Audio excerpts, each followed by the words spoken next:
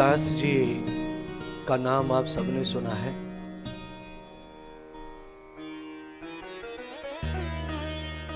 हम चाहे अपने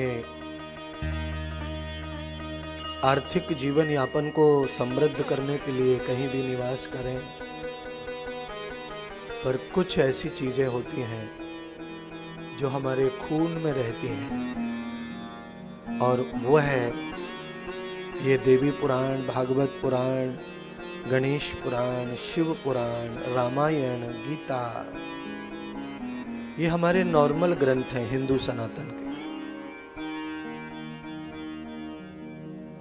और ऐसे ही हमारे यहाँ कुछ विशेष भी हैं ग्रंथ जिनको हम उपनिषद कहते हैं।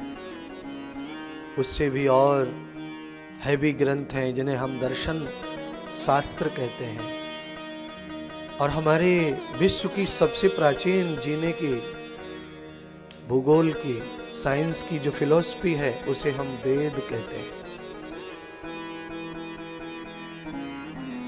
ब्रह्मांड में जो भी कुछ आप देख रहे हैं ये विज्ञान का करिश्मा है, और इसका जन्म वेद से हुआ है।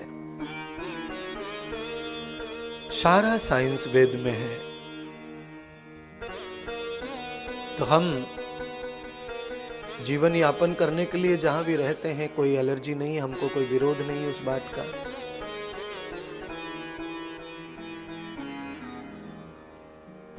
पर हमारे वेद शास्त्र ये बताते हैं और पूरी दुनिया बताती है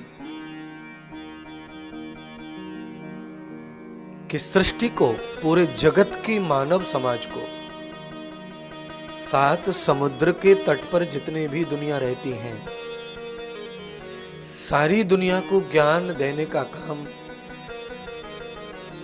हमारी फिलॉसफी करती है। यानी कि मानव की फिलॉसफी,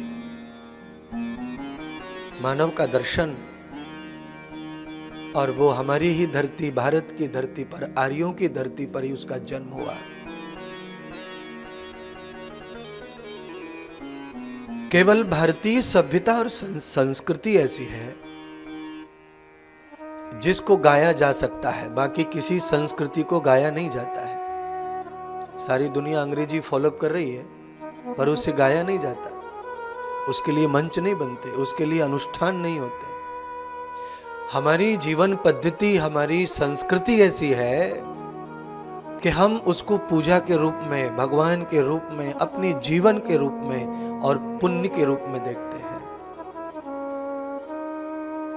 हमारे पूर्वजों की संस्कृति को हम अपने बच्चों को सुनाते हैं तो उससे हमें पुण्य प्राप्त होता है। दान करने का, किसी भूखे को भोजन कराने से जो पुण्य मिलता है उससे कई गुना पुण्य किसी को कथा सुनाने से मिलता है, कथा सुनवाने से मिलता है।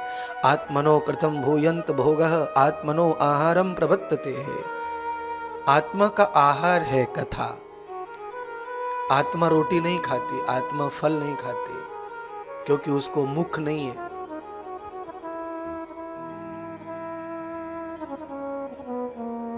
आत्मा किसी के एसी में, पंखे में नहीं रहती। आत्मा को कुछ लेना देना नहीं है मॉडर्न से, भूगोल से।